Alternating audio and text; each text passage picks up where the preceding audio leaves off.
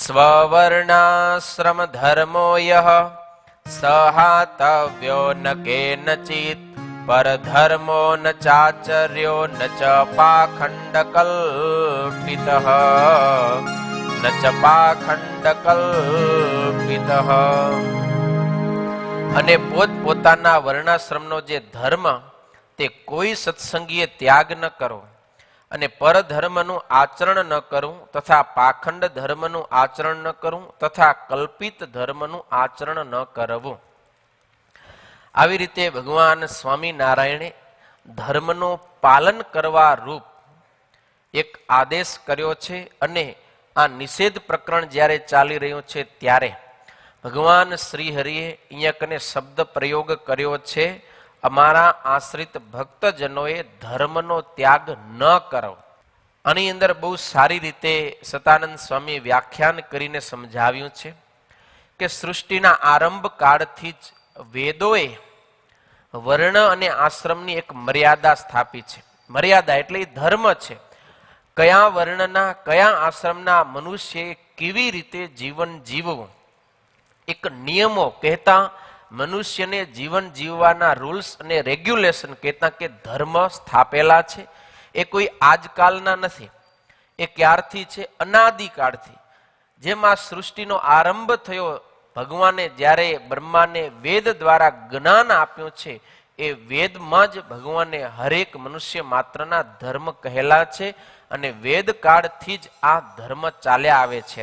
માટે સતાનંદ સ્વામી કહે છે કે ભગવાન સ્વામિનારાયણનો એવો અભિપ્રાય છે કે અમારા આશ્રિત ભક્તજનો સ્ત્રી પુરુષ ત્યાગી ગૃહી સૌ કોઈએ વર્ણાશ્રમની મર્યાદામાં રહીને ધર્મનું પાલન કરીને જ પ્રભુનું ભજન કરવું, પણ ધર્મનું ઉલ્લંઘન કરીને ધર્મનો ત્યાગ કરીને ક્યારે ભગવાનનું ભજન કરવું નહીં. મતલબ ભજન તો કરવાનું જ છે, પણ કેવી રીતે? તો કે સ્વધર્મનું પાલન કરતા થકા. હવે કોઈને પ્રશ્ન થાય કે ધર્મ શા માટે પાળવો જોઈએ? તો ધર્મ એટલા માટે પાળવો, જેમ શરૂઆતના શ્લોકોમાં કહેવાઈ ગયું કે આ શિક્ષાપત્રી લખ્યાનું જે કારણ એમાં આલોક અને પરલોકમાં સુખી થવા માટે હેતુ બતાવ્યો છે. તો આ શિક્ષાપત્રી ધર્મ ગ્રંથ છે, ધર્મશાસ્ત્ર છે. એ ધર્મ શા માટે પાળવાનો આપણે? તો કે આલોક અને પરલોકની અંદર આપણે સુખી થવા માટે. જેવી રીતે આપણે જે દેશમાં રહેતા હોઈએ એ દેશના પણ કંઈક ને કંઈક કાનૂન કાયદા હોય.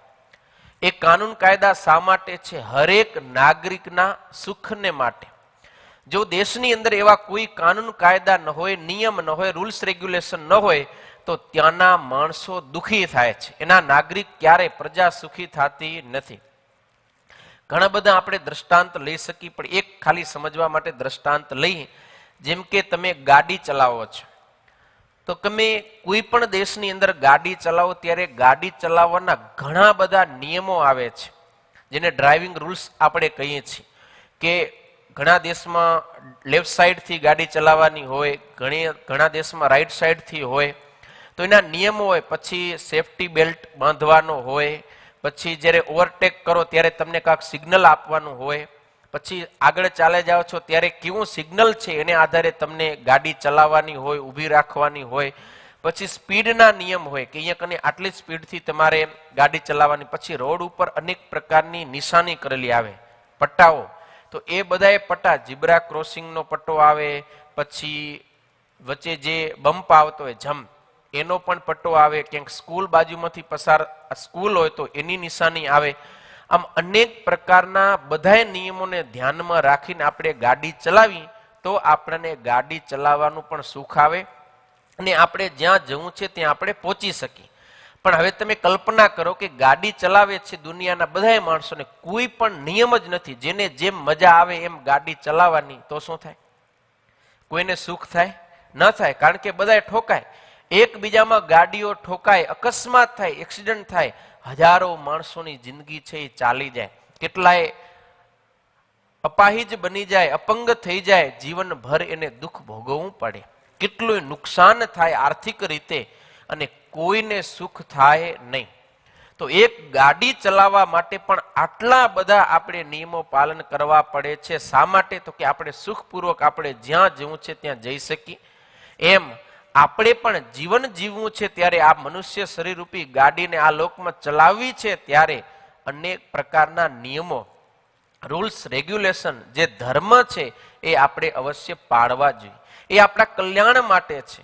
મનુષ્યના સામાન્ય બધાએ ધર્મ શિક્ષાપત્રીમાં આપણા સ્મૃતિકારોએ જે નીતિકારો છે બધાને શાસ્ત્રોની અંદર લખ્યા છે. સામાન્ય રીતે આપણે જોઈએ તો ચોરી ન કરવી, લૂંટફાટ ન કરો, બળાત્કાર ન કરો, કોઈને ગાળ ન દેવી, કોઈનાથી વૈર ન કરવું, બધાને પ્રેમથી બોલાવવા, હળીમળી સંપી સરતીને રહેવું, કોઈનું ભૂંડું ન કરવું, સૌનું સારું થાય એવી રીતે આપણે રહેવું. આ કોમન નિયમ છે. એ બધા નિયમોનું આપણે પાલન કરીએ છીએ એટલા માટે આપણે સુખી છીએ.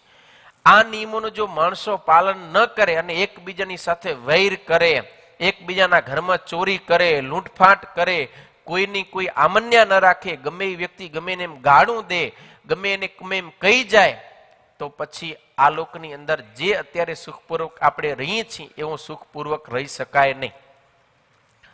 જીવન જ જીવવું અશક્ય બની જાય. માટે ધર્મ મર્યાદા મારા, તમારા અને સૌ કોઈના સુખને માટે શાસ્ત્રકારોએ કરેલી છે. એ ધર્મ આપણે અવશ્ય પાળવો જોઈએ. ભગવાન શ્રી હરિ અહીંયા કહે છે કે એ ધર્મનો ક્યારે ત્યાગ ન કરો. જો કેવો શબ્દ પ્રયોગ કર્યો, એમ ન કીધું કે અમારા આશ્રિતોએ પોતપોતાના ધર્મનું પાલન કરવું. એમ હકારાત્મક નથી, વિધિ આજ્ઞા નથી, નિષેધ આજ્ઞા છે કે ક્યારેય પણ ધર્મનો ત્યાગ ન કરો. કરવાનું છે એ ન થાય તો કદાચ એટલું નુકસાન નથી. જે કરી એનો આપણને જે લાભ મળવાનો હોય ન મળે, આટલું જ આપણને નુકસાન થાય. પણ ન કરવાનું જો કર્યું તો બહુ જબરું નુકસાન થાય. એટલા માટે ભગવાન શ્રી હરિ કહે છે કે ધર્મનો ત્યાગ કરવો નહીં. નિષેધ આજ્ઞા ભગવાન શ્રી હરિએ અહીંયા કને કરેલી છે. બરોબર. એનું કારણ છે કે જીવનની અંદર ક્યારેક ક્યારેક જ્ઞાન અને ભક્તિના બળને કારણે વર્ણ અને આશ્રમના ધર્મનો ત્યાગ થઈ જતો. ટૂંકને અતિશય ભગવાનની વિશે ભક્તિ આવી જાય તો ભક્તિમાં પ્રેમને કારણે ધર્મ ગૌણ થઈ જાય.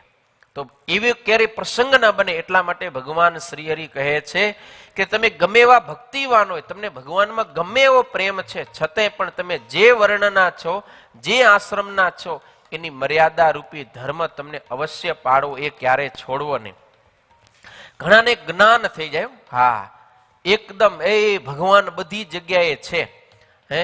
હવે શું આપણે ધર્મ નિયમ પાડવા? બધી જગ્યાએ ભગવાન.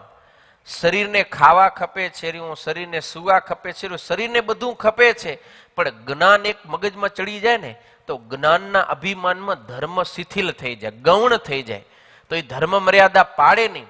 એવું ન થાય એટલા માટે ભગવાન શ્રી હરિ કહે છે કે જ્યાં સુધી દેહની સ્મૃતિ રહે ત્યાં સુધી વર્ણ આશ્રમના ધર્મનો ક્યારે પણ ત્યાગ ન કરવો. અવશ્ય એ ધર્મનું પાલન કરવું જોઈએ.